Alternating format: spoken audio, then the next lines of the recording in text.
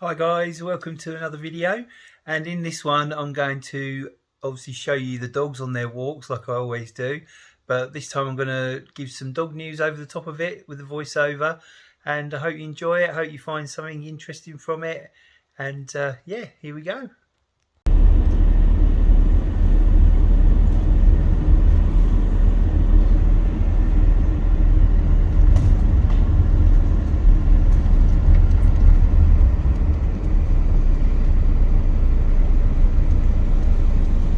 The first bit of news is watch what our dogs pick up. A team at the Cambridge University Veterinary Referral Centre is reminding owners to take precautions to prevent their pets swallowing everyday items after vets have found batteries, children's toys, underwear, stones, bones from and anything like that from dogs' stomachs. Vet Sanchez, who's the head of internal medicine, said that people would be amazed at some of the items our team has removed from the inside of dogs. Out and about, dogs can pick up anything in a split second. It could be a piece of toxic human food like chocolate or chewing gum, or debris from takeaways such as chicken bones, which can splinter. He suggests owners keep the dogs that like to scavenge on a lead, or consider using a muzzle to prevent them from picking anything up off the pavement.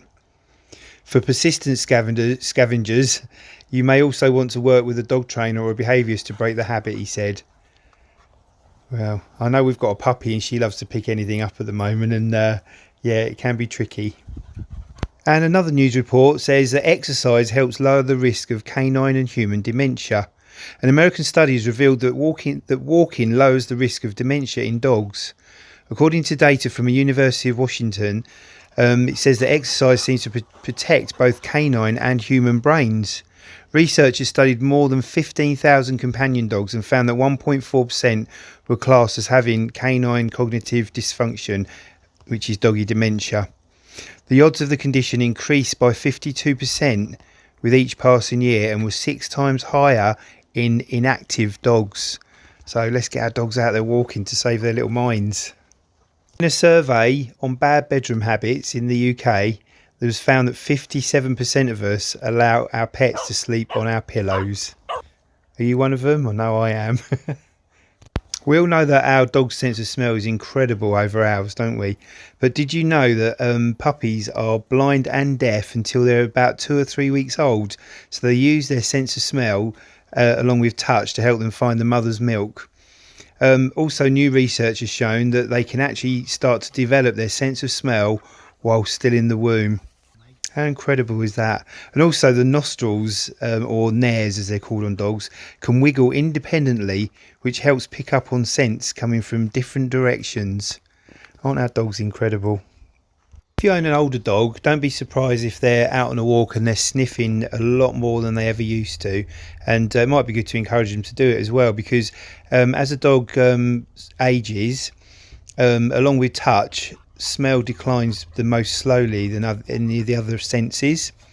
So you might find as a result your senior dog becomes more obsessed with sniffing when out and about, just because that's their main sense. Their sight might have gone a bit, their hearing might have gone a bit, so they're using their nose to find their way through the world. So just bear that in mind if you've got an older dog. Did you know there are 4 breeds that are really good for being hearing dogs that help deaf people who live in the world, and they are Labradors, Cocker Spaniels, Miniature Poodles, and Cockapoos. One thing I notice when I'm out and about is how people react to dogs. You'll get people that are really nervous and stay away, but the majority of people want to go, oh, hello, hello, and really make a fuss of a dog. But they use a high-pitched voice. They come towards them really quick with their hand out as though to say, sniff my hand and I'll be fine. Or they put it above their head.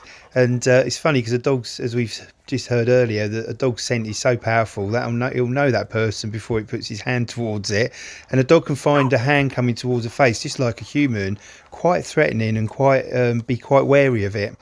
So it's always best to, if you are going to touch a dog, go underneath the head or around the shoulders and maybe on the back, but always check with the owner first anyway, because you never know if a dog is wary.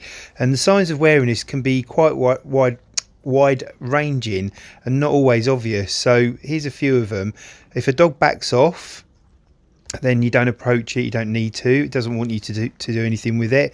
If a dog starts panting and maybe freezing, so they don't move very much, that could be a sign of panic for them.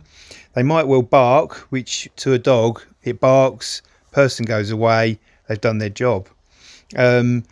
They might look worried, so you get that kind of wide-eyed and then a little wrinkles in the forehead, where they start to look a little bit worried because they don't know the person coming up to them and they don't know what that person's going to do. So it's fair enough for them to be a little bit wary.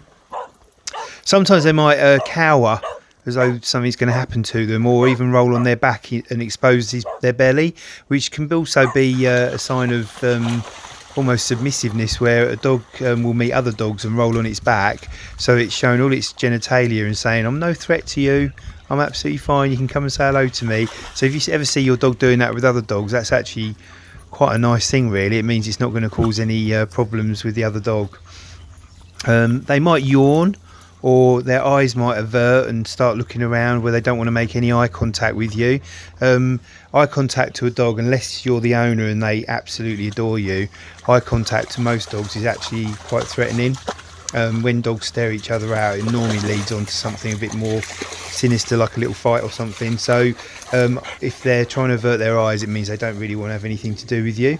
And they might lick their nose or start blinking. It's all signs of them trying to calm themselves down. And not allowing humans to touch them. So if they keep moving away from you, then they really don't want to be petted. So just give up if the dog's doing that, as they don't want it. They might start to become overexcited, so they might start bouncing around. They might end up jumping up at that person, which they might not like, but actually they've instigated it by using a high-pitched voice and putting their hands out towards them. So that can happen. It might become a little bit more threatening. They might start to growl. A growl is always a sort of a warning from a dog to say, back off, I don't want any of that, thank you. And dogs give a lot of warnings before they ever have to react and tell somebody and put them in their place. They might sort of start air snapping, which is where you can hear their teeth like crack together, or nipping or biting even. They might even lunge at someone. When a dog lunges at somebody, they're kind of telling them to back off really quick. So you find some of the rescue dogs that are quite nervous that have come over will bark and lunge at people, because that's their way of getting that person away from them. And then when that person goes, oh, I don't want any of that, and they move away, dog's done its job. And it then learns that it can do that to get rid of people. So that can become a conditioned response. They also react when visitors move around. So if somebody's moving about, someone's at home and they're moving about, that can get a dog quite wary. So if you are ever around someone's house and they've got a nervous dog or a wary dog, just don't do anything. That's the best thing to do. So don't make any eye contact, don't touch them, don't talk to them. Let them suss you out, let them come over to you when they really feel ready for it, because they don't need a fuss, they just are happy to have people around them. So yeah, just remember that in the future if ever you do meet a wary dog, because they just want to be approached in a totally different way to a happy bouncy dog. So that's all the dog news from me for this time, and if you liked it, just give it or if you like watching the dogs in the video as well, just give it a like, hit the bell so you get notifications next time I post anything, and also subscribing on YouTube is free, so you just hit the subscribe button and you'll be part of the club then, and you'll hear all the stuff that I have to say or do. Lovely to speak to you, and see you soon.